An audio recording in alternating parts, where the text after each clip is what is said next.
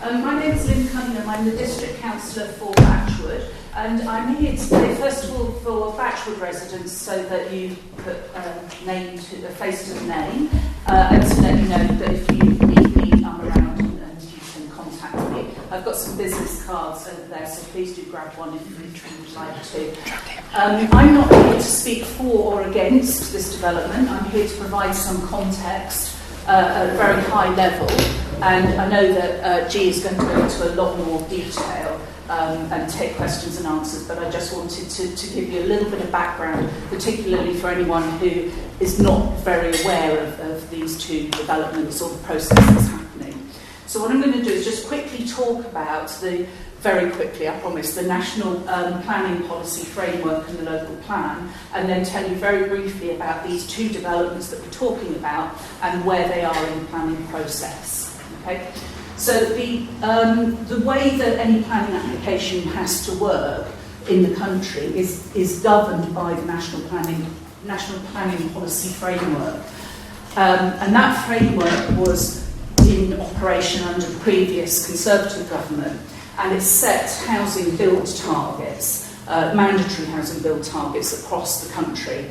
And for St Albans district, we were required to build by 2030 a total of 15,000 houses, and we are behind on those numbers. When the Labour government came in, they have announced plans to adjust the planning framework and to change the way that the mandatory housing targets are calculated, which will add another 75% to our target house build for the district, which means that we will have to build a further 11,000 houses on top of the 15,000 we've already got. The other change that I think is quite significant in terms of the changes that are planned to the framework is that for the first time they're going to define grey belt, which is the sort of murky area between green belt and brown belt. And so local plans and local planning applications will have to give consideration to the kind of land that houses are being built on. So when an application comes through, the local planning team has to refer to that planning framework. They have to follow the information in there. And if they are going to detract from it in any way, such as building on greenbelt, which we don't want to do, there has to be an extremely good, valid, legal reason that stacks up against a number of guidelines. There is also a requirement for the planning team to look at the local plan. Now, some of you may know that St Albans local plan is the oldest one in the country. It hasn't been reviewed since the early 1990s. There were a couple of attempts to get it reviewed in the last decade, which were unsuccessful, and we're now on another attempt to get the local plan pushed through. And this is important for St Albans because without the local plan, we are stuck with the mandatory targets, and we are stuck with whatever is told to us from outside. If we have our local plan approved, we can have consideration to what we've said is right for the district. So our local plan is nearly ready to go to review for the government, but because of the change that's proposed to the National Planning Policy Framework, because of that, we are looking at, and it's not a decision yet, but the council is looking at potentially pulling forward the submission of the local plan by 4 months. And that's really important because if we can get the local plan submitted before the changes to the NPPF, then we will only be bound by the previous build targets, not by the new ones. If we don't get it through before the changes, we will have to redo the local plan. It will take another 2 to 3 years, and we will have to start all over again. We'll have to start all over again, and we will have to include the new targets. So that I just wanted to give you that context about why we have to keep building. Okay, and I know there will be more detail coming from that. Once these applications come in, the local planning team have to look at them and decide whether they're going to approve or reject the plan. But with developments the size of these two that we're looking at, they will always come to the Development Management Committee. The Development Management Committee is a group of councillors from all parties who will look at the plans and will look at whether the plans are legally correct. Now, I know that many of you have probably responded to consultations, and that's fantastic because it tells us what's on people's minds and what's important to them. But I just want to say a couple of things about consultations. If you reply to a consultation and you say, I think this is a terrible idea because there is going to be a huge amount of traffic coming down to the ancient Britain, whatever, and it's already really bad, so I don't think this should go ahead. Now, frankly, I don't think I'm speaking out of turn when I say we all think that, okay? But that is not going to actually enable the Development Management Committee to reject the planning application because lots of people say we don't want this to happen. They have to look at the NPPF and they have to only reject or accept the application based on legal reasons in the NPPF and in our local plan.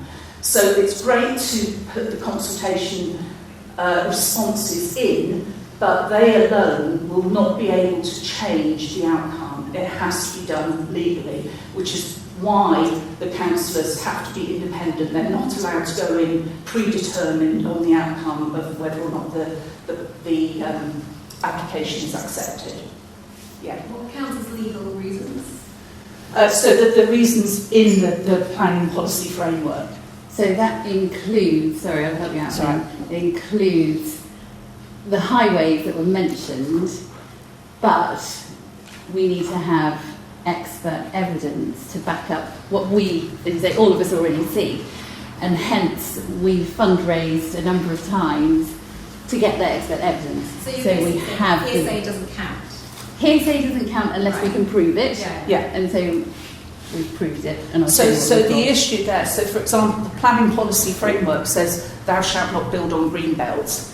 However, if you do decide to build on green belt, you better have really, really valid reasons. And then there are guidelines that say what those reasons might be. And that's where things become somewhat subjective, because somebody might say, well, this doesn't affect the view and doesn't affect the environment, and somebody else might say it does, which is why Clash have raised money and taken legal advice to get the interpretation of those guidelines. And that's the sort of information that will be valuable to the Development Management Committee, much more valuable than 100 people sending in the same letter. Honestly, 100 people sending the same letter has the same effect as one person sending it. It's about quality, not quantity, when you respond. Have the council ascertained how much grey area may be available yet or not? So I'm fairly new to this and I haven't gone down into that much detail. And I also want to keep my bit quite brief because there's a lot of information coming. So maybe, if you don't mind, can we perhaps keep questions until the end, because I suspect that G will answer a lot of them. But if anything that I can't answer that you need from a council perspective, please do take away one of my business cards and contact me separately and I'll get the answers for you, if that's okay. So just... I think the whole concept is deeply flawed, because in the past, if I'm setting up an aircraft factory, I'll need homes for 300 people or something like this. And similarly, in the industrial past, houses were built around factories. Mm-hmm. Now we're building them for what? Mm. So the reason for building is partly commercial, but also partly because of the planning laws. There's no need, is there? In fact, that's our first question. Do you want me to take over there, Lynn? No, because I just want to say a little bit more. Our first question is about needs. Let G come back to that. So let me just tell you where these two applications are in terms of process, and then I'll shut up, I promise. Okay. So the first one is the Colour Homes development, which is just north of the Texaco garage on the outside of the Harpenden Road, and that's the one for around 153 houses.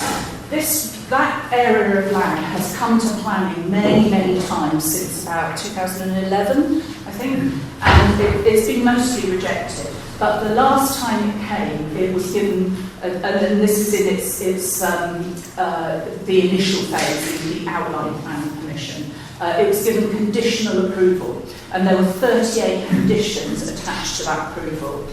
It's now come back again to its next stage, which is called the reserve matters stage, which is where the developer has to provide detail and also has to address those 38 conditions. Now, within the 38 conditions, there are probably a couple which are all about, in order to progress, you've got to bring it to reserve matters. So those are dealt with. And there are also quite a lot, maybe about 10, that are conditions that say before building can start, this detailed plan has to be produced. For example, a construction management plan. How are you going to make sure that there's not a huge disruption with your vehicles and so on?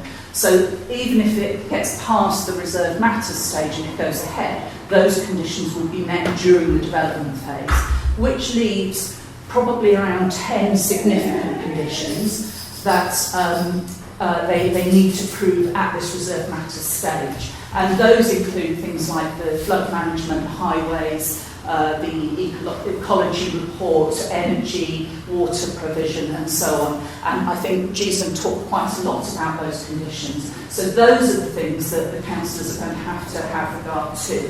And if you want to see any of those individual reports in more detail, then do email me and I can send them to you rather than you having to wade through the planning part of the website, because it's quite complex.